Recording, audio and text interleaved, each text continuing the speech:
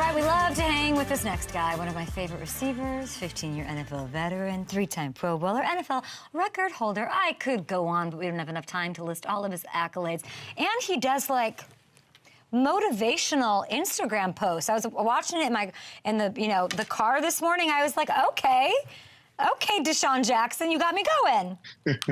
Got you going. Got you good energy. Top of the morning. How you doing? Top of the morning to you, DeSean. Great to see you. I'm good. I'm good. I'm good, but I've got some things I'm dealing with. I got these trust issues.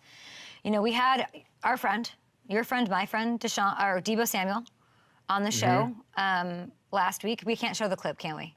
Oh, we can. We can. This is what, and I asked him something that I found interesting, and here's what he said. 99 problems to one Deebo Senior. What is that? Is there a number change in your future? What's happening here? This looks pretty good. What is this? If you look on Instagram, my son's name is Deebo Jr. Okay. So that's what that. Good. So that's what that is. 99. Okay, that was last Tuesday, and then he changes his number. He came out and he lied to my face and said he wasn't changing it, and then he, this happened. Why did he lie to me? I don't know. Why they don't want to give you the info before the info pop? I mean, they should be coming to you. You're the source. You're the one that should be getting all the info. Let's break it on K. Adams. I'm here for that. I don't know why he lied to you. I'm going to have to holler at him because, Deebo, we don't do that. Not to my girl K. Adams. We can't do that. We don't tolerate that, man. You don't lie to me, do you, DeSean? Never have. What I tell you last week when I told you about Fletcher Cox? I said, don't call me, but call me. Like, I be trying to give you the sauce, but I don't know if you be catching it. I be like, you got to take it. Well, you hit it by saying he should reproduce. I mean, I definitely, what's crazy? Because I talked to him, I'm like, hey, bro, you seen the interview? He's like, no, I ain't see it. What you say? And I sent him the clip, and he was laughing. He was like, man, he said, you must know me, man, because he definitely, he trying to get one in the oven. Oh, my God, I can't believe you just break stuff like that. Gosh, between you said this, and then Deion Dawkins said that Josh Allen's in love with Haley Steinfeld. Like, y'all just put each other's business out there.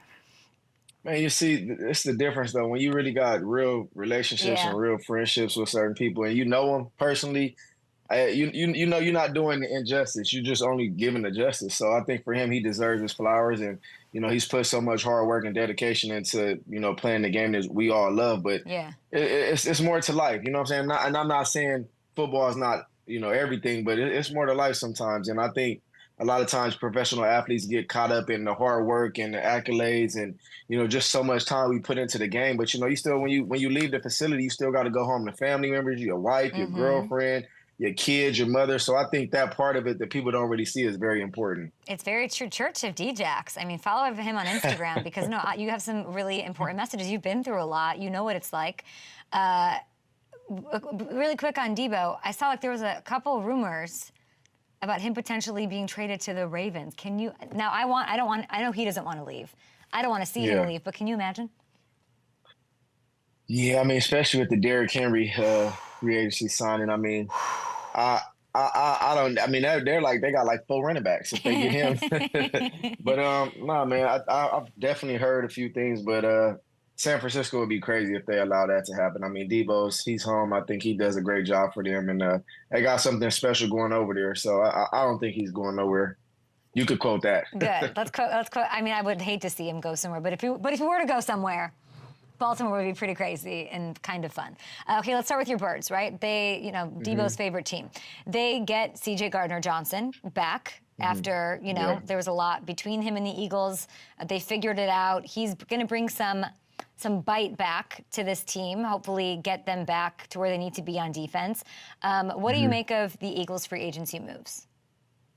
Man, it's awesome. I don't want to say I don't see how it keeps happening because, I tip my hat off to Howie. I posted yesterday on Twitter, man, Howie's the real GOAT, man. I don't think people give him a lot of credit for, how he's able to, I think it's like 4 players, AJ, Jalen, Devontae, and Saquon Barkley, all under like $36 million in cap space. And then you have the Cowboys that got Dak Prescott at like 59, and you got Daniel Jones, one player at 47. So it's amazing how he's able to continuously get these players and stay under the cap. And man, Saquon, freaking the DN they got from New York, I mean, it's Bryce amazing. Huff. And then with Bryce and then with CeeDee.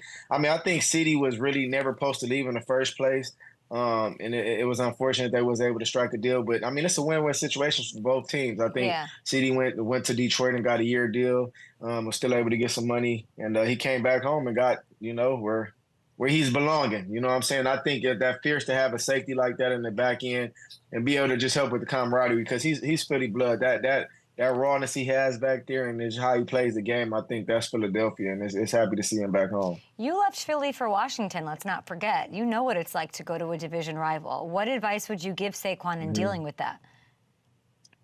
Man, that's crazy, man. I've heard the talks to my boy Barber saying, man, it's like, come on, man. Like, at the end of the day, you can't get too caught up in, when players leave. I mean, we as players, we love to stay on the organization, but sometimes it's out of our hands. And at the end of the day, when it's time for us to get what we deserve after all the hard work we put into it, and then if we go sign to a division rival, the player's unloyal. But like, when do we hold these teams accountable for, them not handling their ball of the stick, Yep. their end of the stick? So I think for me, Saquon, man, going there, Philadelphia is the first and foremost, the greatest place to play. Once you're on that side of it, you ain't got to worry about nothing. You ain't got to lift a hand. You ain't got to lift a finger because the Eagles, the organization, the fans alone, they going to take every battle for you. So just go play ball, focus on ball. Don't get caught up in anything else, man. We want to see you play like we know you can play, man. So focus on ball.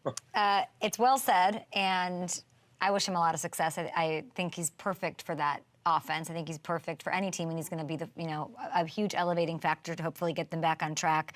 And yeah, the interdivisions, like, you can't blame Aaron Jones for going to Minnesota. Like Green Bay, you could have gotten something done with him, or like there's a business part of it that happens. I want to talk to you about the receivers this year because there's still a lot in the air. It's weird. The receivers, like the running backs are all signed. Josh Jacobs, they all have homes. Justin Jefferson has a home. He's sitting there in Minnesota. He's like the best wide receiver right now, I think, okay? He's there, no Kirk Cousins, rebuild vibes. Do you feel bad for him? What should he do? Because he hasn't signed his extension. What you talking about, the 5th-year extension? Yeah. That's a tough one. I mean, I think Dobbs is over there. I think he was a little hopeful once Kirk got hurt. I think towards the end of the year kind of fell off, didn't really have the production, they'd have wanted. One thing I would say about Kevin O'Connell, I know he's he's a very dominant coach. And when I say dominant, I think his play style and his play calling, all this is going to always benefit a wide receiver. I don't know what they're like mid-round picks. I don't know where they're at as far as drafting a quarterback in the draft. But yeah, as far as free agent quarterbacks and signs, I don't think there's really too much more out there to get. Yeah, they have the 11th pick in the draft. Then you have, not so bad. The Broncos, they could go jump up and try to get a quarterback too. They pick, I think, at 12. If you're Justin Jefferson, like, you clearly haven't signed the extension for a reason. Like, oh yeah, you want to know your situation. If I'm Jettis in this situation too, kudos to the Vikings. You drafted me, I appreciate you, but to sign a 5th-year option when I have no security in a quarterback, I'm the guy. I'm the top guy.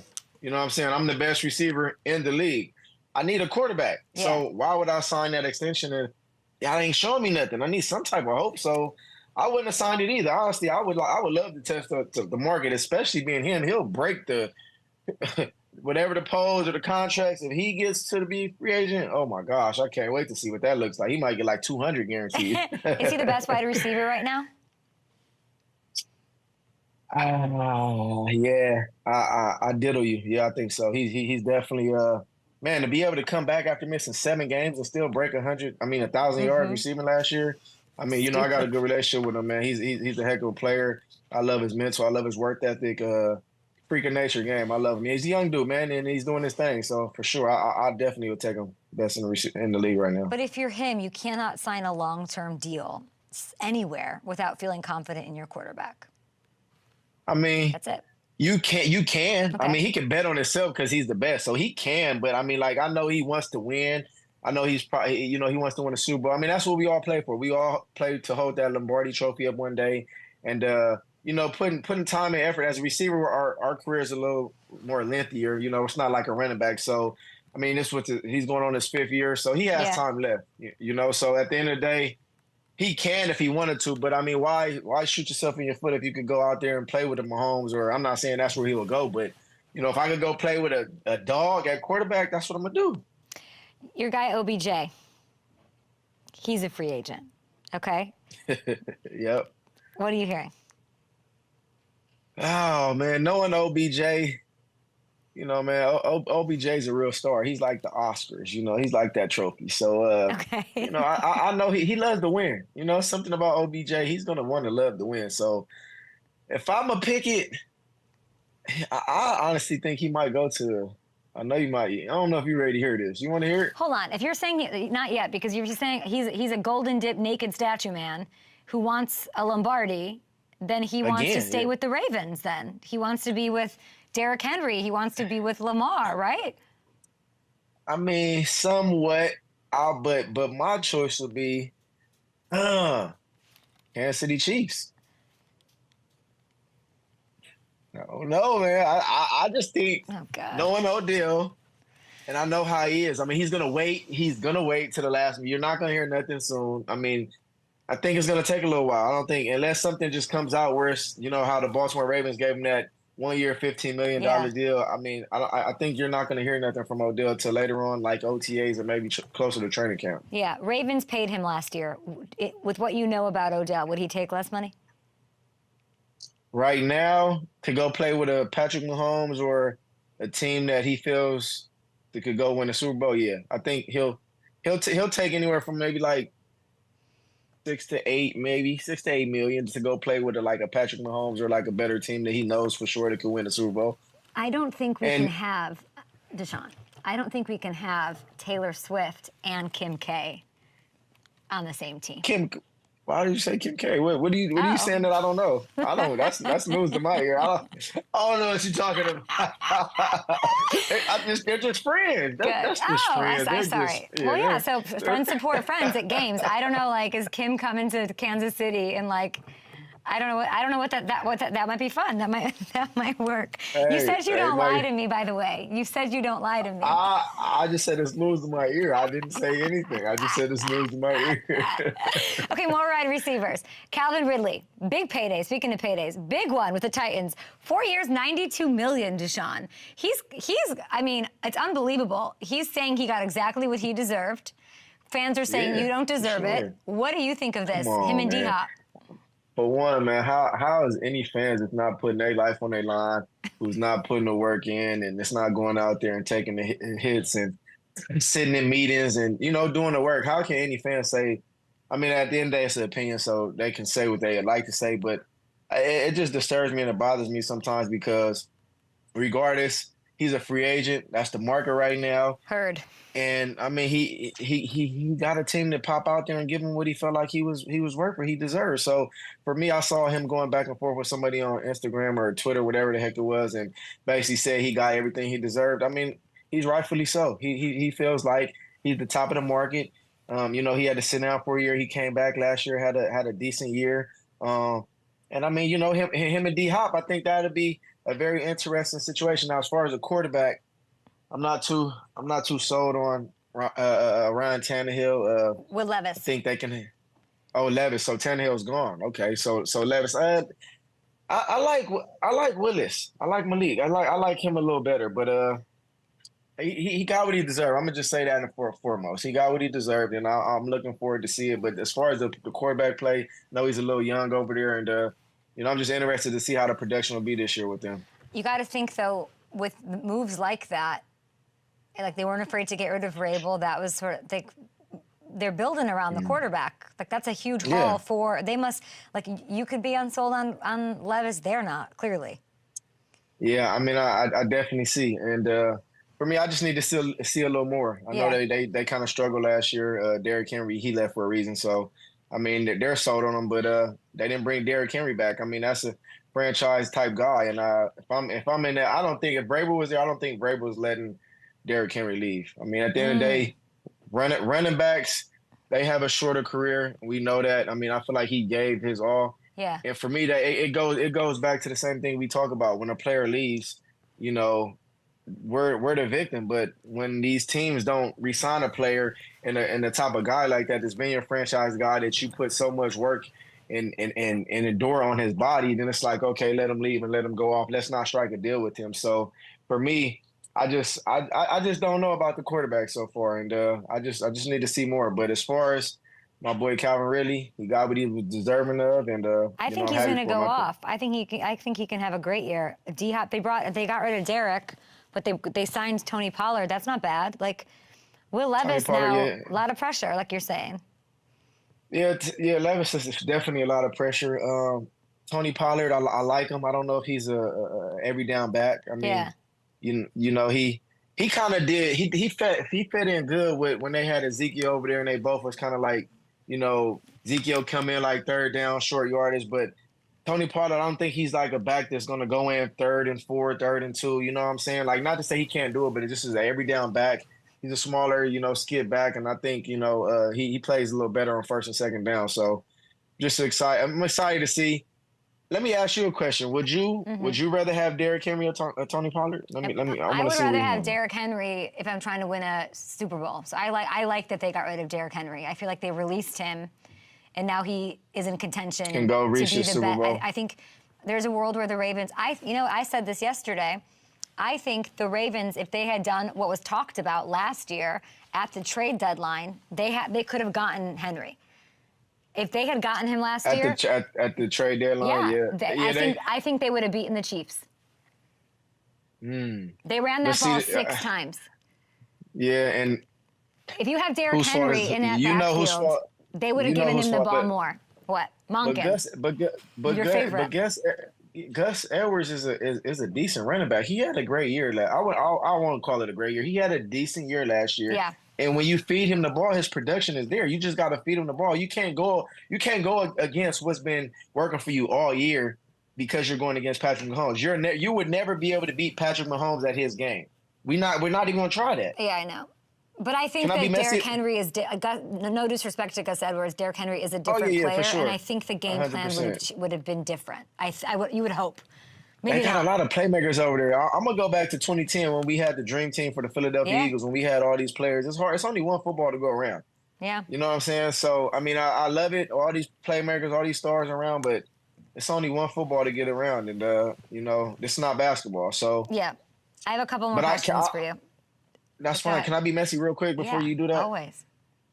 The Cowboys. What's going on, Jerry? I literally just texted Hamilton, and I said, let's ask him a Cowboys question instead. I've been killing my boys. I got a few diehard Cowboys fans. I've been killing them while we sitting back getting Saquon, all these players, and I'm over there. Cowboys, what you doing? Cowboys, what you doing? What are they doing? They haven't did nothing. They stuck. They don't have no money. Dak, you got to free up. You got to get rid of Dak. How in trouble are they? They ain't in trouble, man. I mean, they still got some dogs over there, but they're in trouble because guess what? They're gonna get to the playoffs and boo they pants. They in trouble. I'm sorry. They could be 16, 17-0, 15-2, whatever the case may be. They gonna get to the playoffs and boo they pants. I said it. I'm saying it. They ain't winning. It's not the 90s. Even Dak's brother Tad is confused. Okay, Dak and Tad. This is Tad. He complimented the Eagles. If it wasn't clear already, the Eagles have the best front office in the NFL. How about them Cowboys? How about that? Dak Prescott. That's a shot. I think Dak Prescott, brother, should get the general manager job. He's probably bringing more talent. He need the job. I want Jared Jones to be a guest on you and LaShawn's podcast. That's what I would like. We got to talk about Chicago here a little bit because it's very hot topic. Like, people are going crazy. People love Justin Fields and hate Justin Fields and blah, blah, blah. Devin Hester, I had him on yesterday, Hall of Famer. By the way, congrats to him, of course. I'm sure you love him. Sure, he was like, let's keep Justin Fields. No Caleb Williams, none of that. Where do you come out on that? What is your take on what the Bears should do at 1? Hot seat. I'm kind of in between on this topic right here. I think Justin Fields, for one, is I don't think he's been able to really have the justice. I mean, he's had multiple offensive coordinators, for one. I think he was never really able to fit in. Fit in that zone and kind of get comfortable. You're constantly changing. The offensive scheme, and I feel like as far as his offensive line, I never really felt like he had the best offensive line. So I feel like he's always had the short end of the stick. He's never really been able to, have the pieces in place. Yeah, he had a few receivers here and there, Mooney, a couple other guys in a situation. Derrick Moore was there for a little bit, but as far as I just don't quite think that's the merge. I think, going into the offseason, he kind of understood that. And, as a player, we might not always come out to the media and express we want to leave or trade me. But in my heart and what I feel like Justin Fields felt like he's given all to that organization and he hasn't received on his end. So I think the best merge is just to let him go off. I know we haven't found a suitor for him, but hopefully within the draft they might find a suitor for him. But I think Caleb Williams, honestly, is the play for them. I think you get a young generational quarterback that can be the face of your program, and I know they just tried that a few years ago, but in this sense, I think Caleb Williams is the pick. I mean, you can't give away that pick. Yeah, you can't trade that unless you go get some crazy players, 4 or 5 top star player. But I mean, that's kind of hard. Who will really give up that? So I don't really think that happens. I think Fields is out. I think Caleb Williams comes in.